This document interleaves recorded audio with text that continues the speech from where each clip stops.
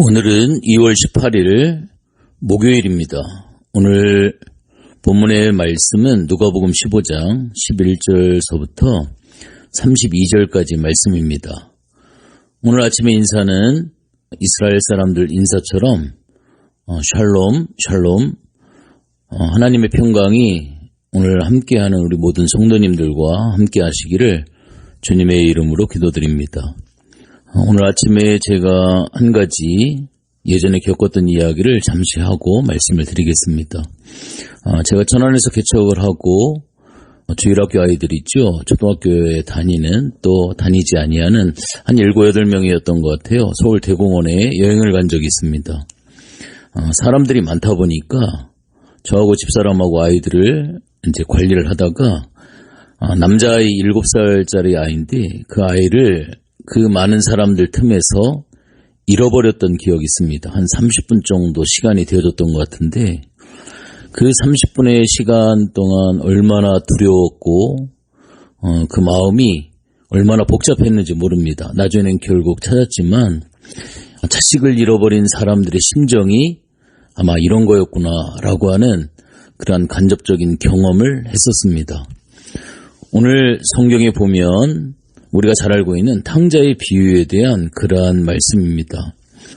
한 아버지에게 두 아들이 있었고 그 둘째 아들이 자기 상속의 분량을 달라고 해서 먼 타국에 가서 자기의 모든 재산을 다 탕진하고 나중에 돌아온다라고 하는 웬만한 성도들은 몇 번 다 들어본 그러한 내용의 예수님의 비유의 말씀입니다. 그런데 이 비유는 내용이나 분량이 있어서 어제 말씀을 드린 양의 비유라든지 드라크마의 비유라든지 이러한 것이 아니고 아들이라고 하는 소재로 한다는 점에서 우리 예수님의 구원 사역을 묘사하기에 가장 적합한 그러한 본문의 내용이 되어지는 것 같습니다. 오늘 본문에 보면 우리는 흔히 둘째 아들이 재산을 상속받았다라고 생각을 하는데 실질적으로 보면 오늘 본문의 말씀 12절의 하반절에 보면 아버지가 그 살림을 각각 나눠 주었더니라는 말씀을 보면 그 첫 번째 아들에게도 아마 재산이 상속되어진 것으로 이해를 할 수가 있습니다. 요즘에는 흔히 부모님들이 연세가 드시면 재산을 상속을 하지만 그때 당시에 이스라엘에게 있어서 재산을 상속한다라고 하는 것은 또 요구한다라고 하는 것은 문화적으로나 윤리적으로 결코 있을 수 없는 그러한 일입니다. 오늘 이 둘째 아들이 재산을 상속해달라고 하는 이러한 요구를 하는 것은 그 당시의 여러 가지 상황을 볼 때 불가능한 그러한 상황이었습니다.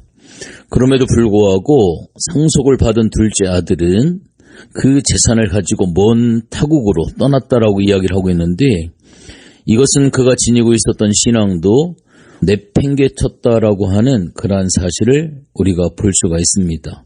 그러면서 재산을 탕진하고 또 나중엔 생활이 궁핍해져서 궁여지책으로 이방 사람에게 구걸해서 들에서 돼지를 치는 일을 하게 되어지죠. 유대인에게 돼지는 부정한 짐승입니다. 당연히 돼지를 치는 일도 부정한 일이 되어질 수가 있습니다.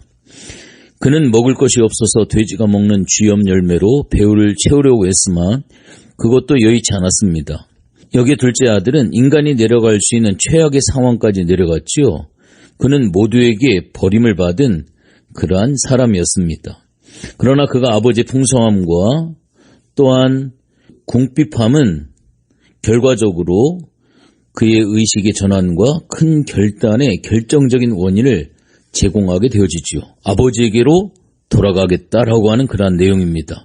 우리는 여기에서 그가 회개했다라고 많이 생각을 하지만 그 동기는 여전히 진정한 회개가 아니라 아들의 자격이 없으니 품꾼으로 써달라고 하는 부탁, 다시 말하면 이기적인 마음이 그 동기가 되어졌다라고 볼 수가 있습니다. 그러나 아버지는 그 돌아온 탕자를 당시의 문화와 관례를 깨고 아직 멀리 있는 아들에게 달려가 목을 껴안고 입을 맞춥니다. 이것은 용서와 받아주심의 표현이죠. 또 아버지는 그를 아들로 받아주는 상징적인 행동을 했습니다. 그에게 입힌 제일 좋은 옷은 아버지의 옷이었습니다. 이 옷을 아들에게 입힘으로 아버지는 손님들에게 나를 대하는 마음으로 이 아이를 대해달라고 선언을 한 것입니다. 손에 가락지를 끼운 것은 상속받을 아들임을 인정하는 것입니다. 신을 신기는 것은 그가 아들임을 분명하게 하는 것입니다. 더욱이 잔치를 위해 살찐 송아지를 잡은 것은 그 아들이 최고의 손님이라고 하는 그러한 뜻을 가지고 있습니다. 저는 오늘 본문을 통해서 세 가지를 말씀을 함께 나누기를 원합니다. 우선적으로 하나님을 떠난 자는 고통 속에 산다라고 하는 이 분명한 사실입니다. 불신자의 삶은 한마디로 궁핍입니다. 말로 다할 수 없는, 아무리 해도 벗어날 수 없는 비참함입니다. 물질적인 것뿐만 아니라 영적, 정신적 궁핍으로 인해 큰 고통을 당합니다. 그 같은 궁핍과 고통을 잊기 위해 다양한 즐거움과 쾌락을 추구하지만 결코 벗어날 수가 없습니다. 하나님을 떠난 인생은 이렇게 궁핍과 고통과 비참함 가운데 살아가기 마련입니다. 오늘 본문의 둘째 아들이 그 궁핍을 벗어나기 위해 돼지를 치고 쥐염 열매를 구하지만 얻지 못한 것처럼 하나님을 떠난 사람도 마찬가지입니다. 궁핍에서 벗어나고 아무리 애써도 더 큰 궁핍에 빠지게 됩니다. 궁핍에서 벗어나는 길은 오직 아버지 하나님께로 돌아오는 것입니다. 또 한 가지는 본문에 등장하는 아버지의 마음처럼 하나님은 돌아오기를 애타게 기다리십니다. 20절 하반절서부터 24절까지의 말씀의 애절함을 볼 수가 있지요. 궁핍을 해결하는 유일한 방법은 풍성하신 하나님 아버지께로 돌아가는 것입니다. 하나님은 모든 사람이 돌아오기를 기다리시기 때문에 죄인을 즉시 멸하지 않고 기다리십니다. 예수님을 이 땅에 보내신 것도, 또한 성령님을 보내셔서 그 모든 은혜를 적용하신 것도 다 하나님 아버지의 은혜입니다. 지금도 넘어지거나 배교하지 않도록 우리를 붙드시지요.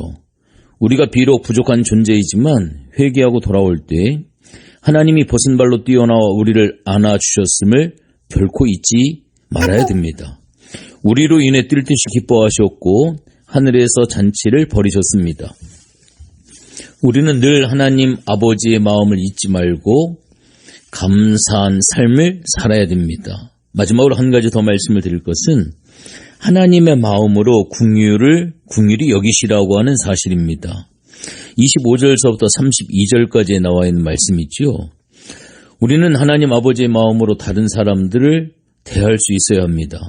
첫째 아들은 자신도 둘째 아들과 마찬가지로 하나님의 은혜와 사랑으로 그곳에 있다는 사실을 전혀 알지 못했습니다. 혹시 우리도 첫째 아들처럼 행하지는 않습니까? 불신자에 대해 어떤 마음입니까? 교회 안에 여러 모양으로 부족한 지체에게 어떠한 태도를 보이고 있습니까? 이제 교회에 간 나와 아직 잘 모르는 초신자들을 어떻게 대하고 있습니까? 하나님 아버지의 마음으로 안타까움 가운데 뛰어나가 환영하고 안아주어야 합니다. 이미 와서 함께하는 지체들을 한없이 사랑하고 용납해야 합니다. 우리도 그런 마음으로 환영을 받은 자들이기 때문에 그렇습니다. 하나님 아버지의 긍휼을 기억하고 우리의 마음속에 품을 수 있는 우리 모두가 되기를 원합니다. 우리를 이미 용서하신 그 하나님 아버지의 사랑을 또한 부지런히 나누고 전할 수 있는 복된 성도의 삶이 되어지시기를 주님의 이름으로 기도드립니다. 기도하겠습니다. 하나님 고맙고 감사를 드립니다. 우리가 너무나도 잘 알고 있는 탕자의 비유에 대한 말씀입니다. 오늘 본문을 통해서 하나님 아버지의 마음을 우리가 느끼고 깨달아야 합니다. 기다리시고 참으시고 인내하시고 용서하시고 품어주시는 하나님의 큰 사랑으로 인하여서 지금 여기 이곳에 우리들이 있습니다. 이 귀한 사랑을 또 나눌 수 있는 복된 마음도 하나님 허락하여 주시옵소서. 오늘 하루를 선물로 하나님께서 허락해 주셨습니다. 이 하나님의 진한 사랑 가슴에 품고 내가 품을 수 있는 영혼을 바라볼 수 있는 복된 하루로 살아갈 수 있도록 하나님 도와 주시옵소서. 감사를 드리며 예수님의 이름으로 기도했습니다.